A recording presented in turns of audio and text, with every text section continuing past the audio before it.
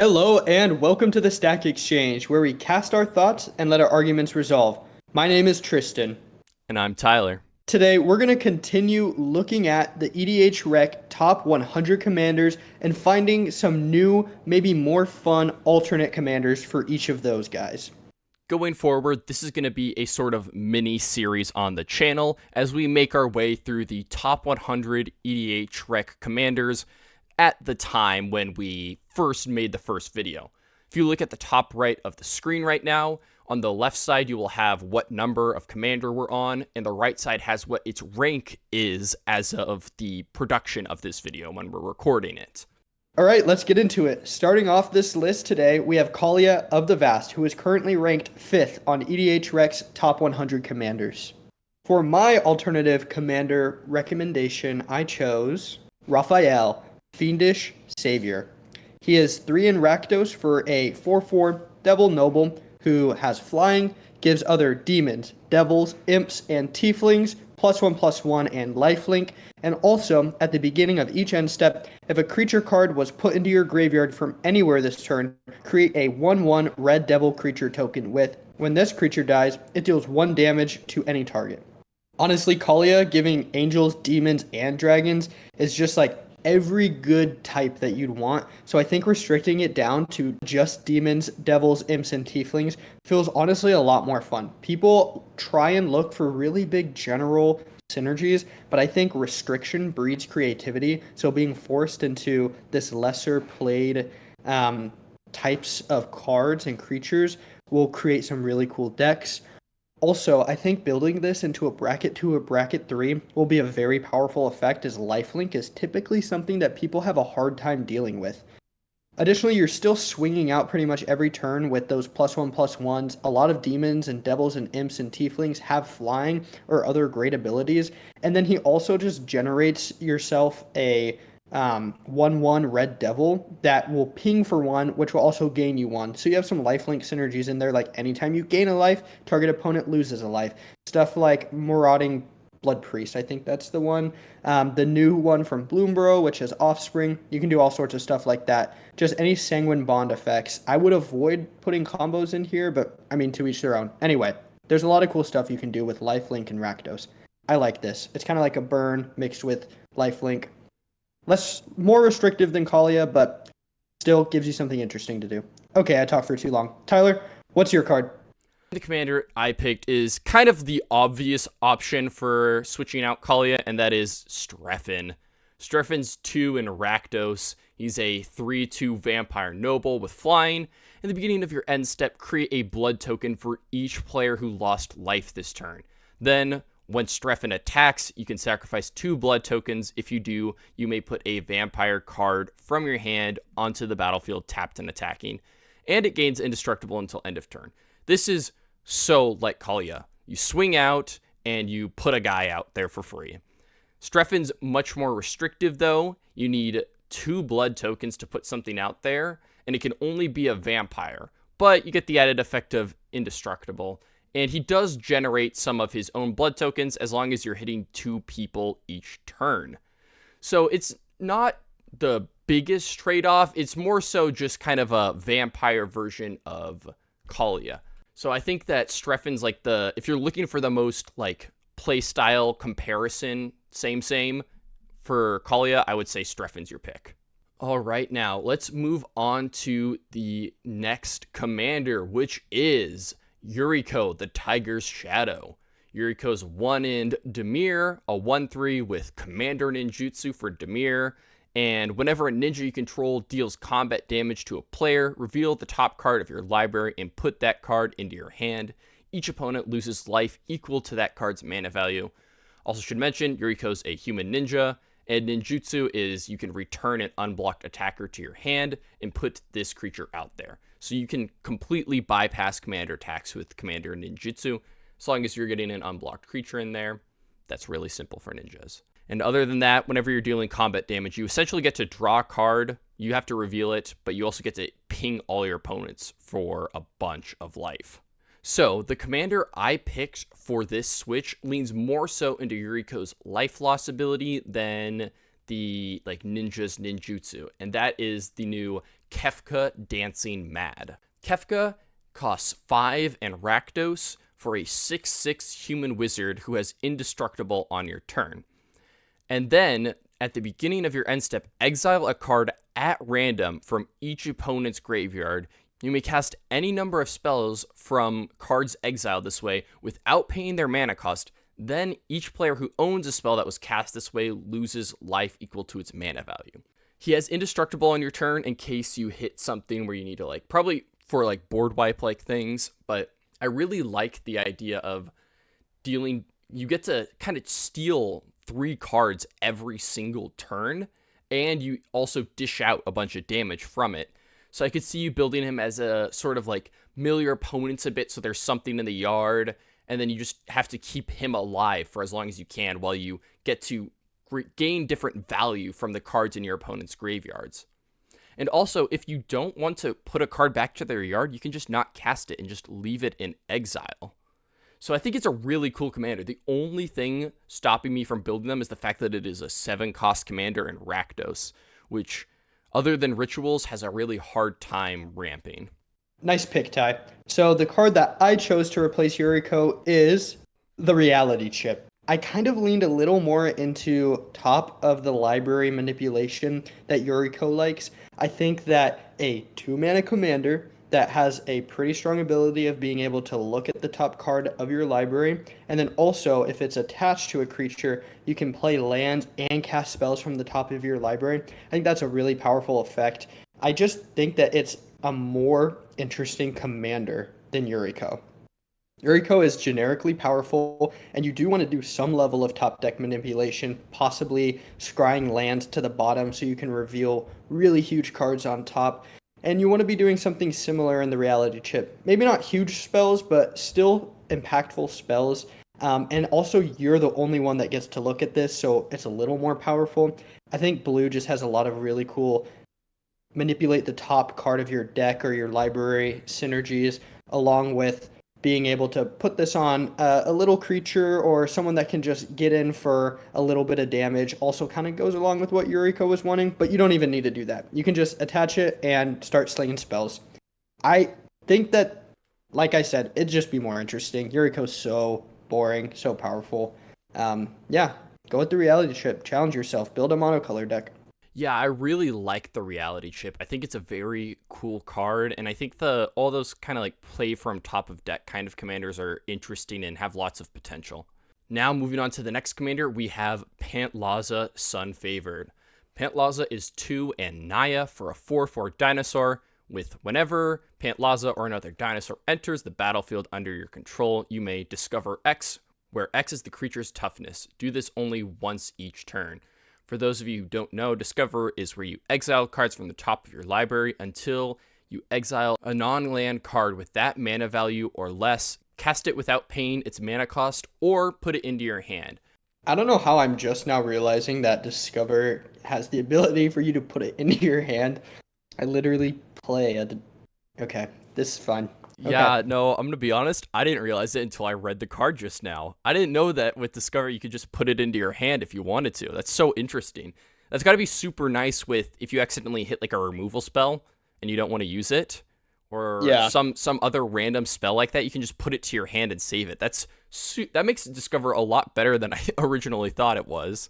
Alrighty, so Tristan, what would be your commander swap here? All right, the commander I would pick to swap out for Pantlaza is Ruby Daring Tracker.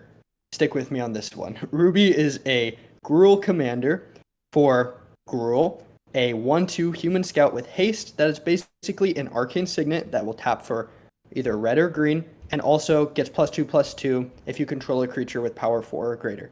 So the idea behind this commander is having reliable ramp in the command zone. There is a subset of decks, specifically in Gruul, maybe in some other colors, that do this really well. You can do this with multiple different commanders. Any 2-mana commander that acts as a mana dork and you have access to green in, you can play it on turn 2, and on turn 3 have 4 mana to cast a 4-mana ramp 2 lands to the battlefield spell, and then untap on turn 4 with 7 mana because you're going to put those 2 lands onto the battlefield on turn 3, and then you're going to play your land for turn on turn 4. So you will have 7 mana on turn 4 to just start playing some dumb things. And what is the best thing to do with big mana cost spells?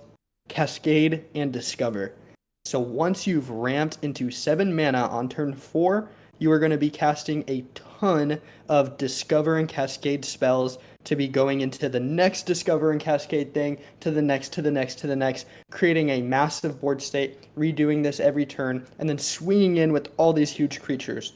When you really think about it, it's the exact same vibe as Pantlaza. You're going to play huge creatures, discover into more creatures, building a giant board state, and then swinging in with your huge dinos, which is exactly what Ruby wants to do. You just can't see it on the surface. I love this card. I have a budget. It's an $80 deck that does this, and it can dominate in bracket 3. An $80 deck in bracket 3. It does really well. I'm going to link it down below if you guys want to check it out. The original idea is something I heard from Salubrious Snail, so go check his video out on his Rada deck as well. Yeah, I think Ruby and all those sort of just mana dork, arcane signet like commanders are very interesting. And I feel like Ruby's like can be the epitome of Gruul. It's literally ramp then play big dumb creature. Like that is Gruul as like if I were to summarize it completely. That is what Gruul is, and I think Ruby is perfect for that. All right, Ty. What did you pick to replace Pantlaza? So the commander alternative that I picked for Pantlaza is Abaddon the Despoiler. Abaddon is 2 and Grixis for a 5/5 Astartes warrior with trample, and during your turn, spells you cast from your hand, mana value X or less, have Cascade, where X is the total amount of life your opponents have lost this turn. So this is another commander that kind of enables you to give your creatures and other cards Cascade.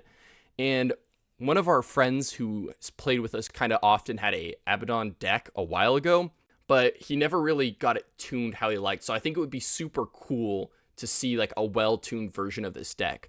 Probably some mix of some sort of like burn / upkeep kind of damage to deal a bunch of damage to your opponents early, and then cast a bunch of big spells that you can cascade into more to just build this huge board state. That's just kind of the way that Cascade and Discover cards work. Yeah, personally, I dislike chaos in general, but controlled chaos in this version of Discovering and Cascade feels really fun. It's really funny in a deck that doesn't usually have it as well. Something like Grixis deck, where out of nowhere, you're pinging someone in the face for 8 and then casting your Breach the Multiverse and then cascading for 8 off of that is crazy. So that's a good pick. I really like this card. Okay, the next commander on the EDHREC Top 100 that we're going to be going over is Lathril, Blade of the Elves. I'm sure you guys have recognized this commander already. If not, it's a 2 in Golgari for a 2/3 Elf Noble that has Menace, and whenever it deals combat damage to a player, create that many 1/1 green Elf Warrior creature tokens, and then you can tap her to tap 10 untapped elves you control, and each opponent loses 10 life and you gain 10 life. This is just Golgari Elf Ball, the #1 elf commander right now. Super powerful, but arguably not super interesting. Okay, Tyler, what commander did you pick to replace Lathril?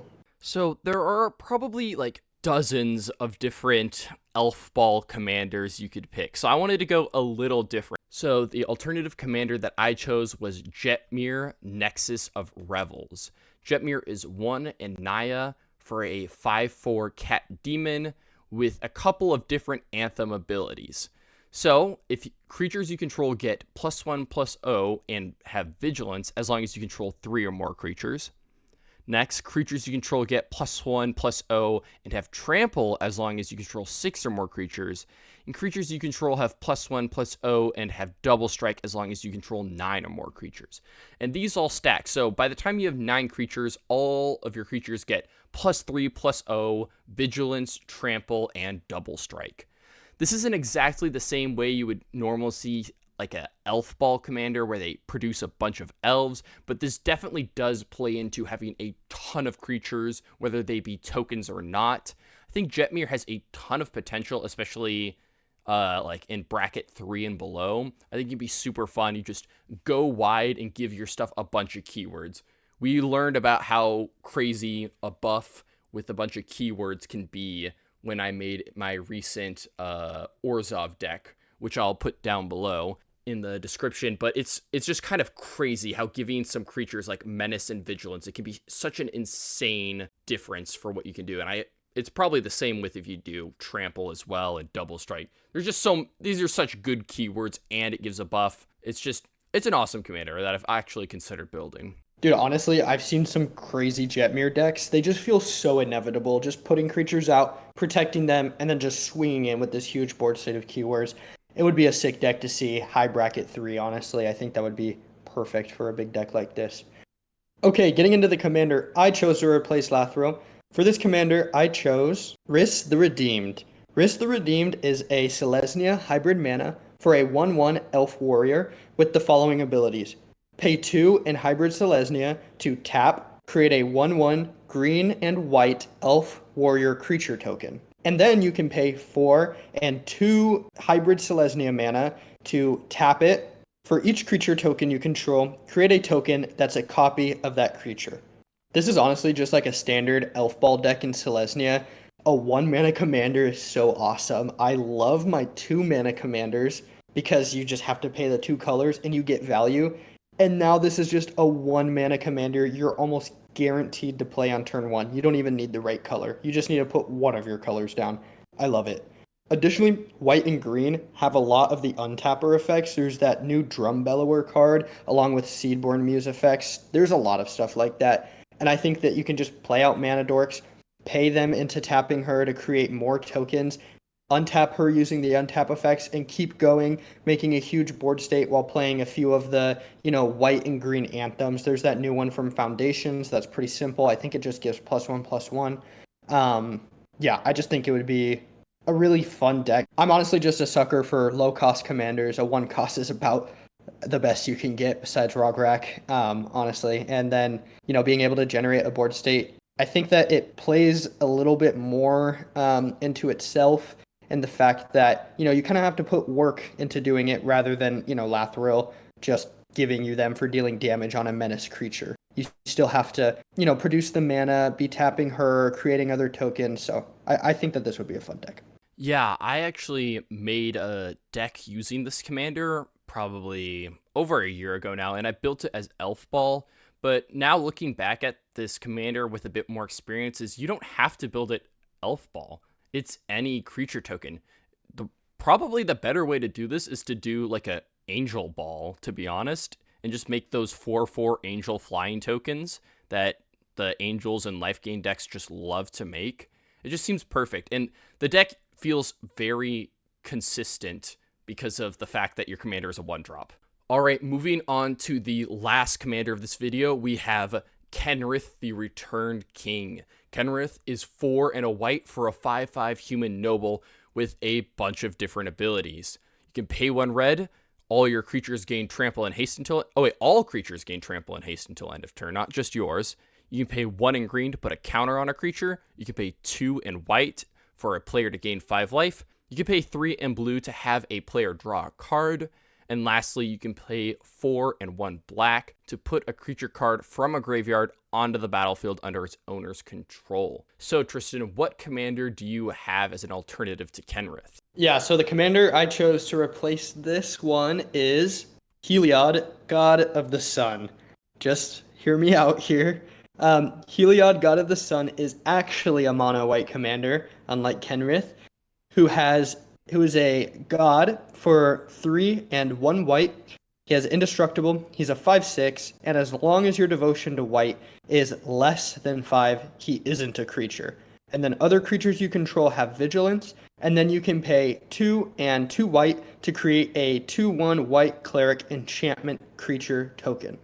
I think that there's a lot of really cool ways that you can take this commander. You can do a token deck. You can do something that has a lot of tap abilities and you're still swinging in with that vigilance buff. Or you could be doing an enchantment style deck where you're getting payoffs for the enchantments because they're a cleric enchantment creature token. I think that the coolest way to build this, and the reason I chose it to replace Kenrith, is the mana sink ability. The exact reason that I think a lot of people are playing Kenrith are because he has access to Wooburg, and then he's a mana sink. You're never wasting mana. but I would challenge you to try something a little different and try and do a mono white control deck. This is inspired directly from Trinket Mage's Heliod control deck, which is a mono white deck focused on controlling the board and then with any unspent mana, paying it into his ability to get that creature token. So you're not wasting any mana on holding up removal or interaction while still benefiting off of, your commander. I just think it's more interesting. It's something that challenges you more as a deck builder than the most generic WUBER commander of all time, in my opinion. Yeah, I think that the ability to have a mana sink on your commander is just great for anyone who's looking into building a control deck. That's something I would say to look out for. If you want to build a control deck, look for a commander that either synergizes really well with it or can have a way for you to sink that mana if you don't end up using your counter spells or removals or whatever. Okay, Tyler, what commander did you pick to replace Kenrith?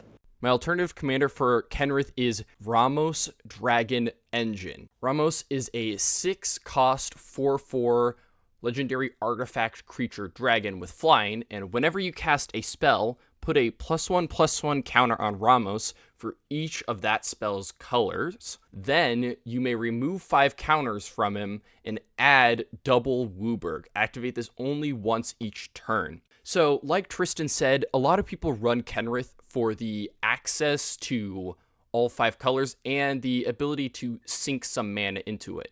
I feel like Ramos is kind of the inverse of that. He is all 5 colors, and when you cast spells, you put counters on him, but you don't have to worry about, wasting mana, because if you have 5 counters on him, you can just remove that and get the mana you need to do control stuff. So I think it could be a very interesting kind of inverse to what Kenrith does, and I think Ramos is a very interesting just card in general. I think the fact that it's only 5 counters to get double WUBERG once per turn could be kind of insane, especially with that access to green. I actually think that's super interesting. I like a few things about this. It says activate only once each turn, not only on your turn. So if you have a way of casting another WUBERG spell at instant speed, or even having 10 counters on this guy, you can activate this on your turn, removing the 5 counters, but still having 5 counters on him to pass the turn and being able to hold up that interaction. Also, getting double pips of every single color allows you to basically hold up any spell in the game outside of 3 pip spells,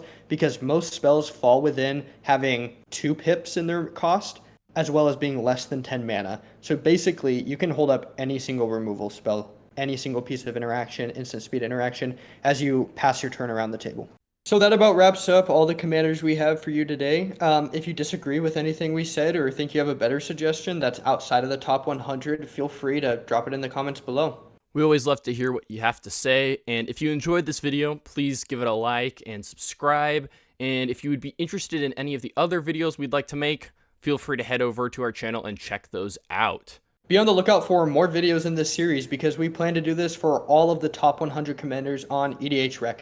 As always, feel free to like, subscribe, support us on Patreon using the link below, and we'll see you guys in the next one. Bye. Bye.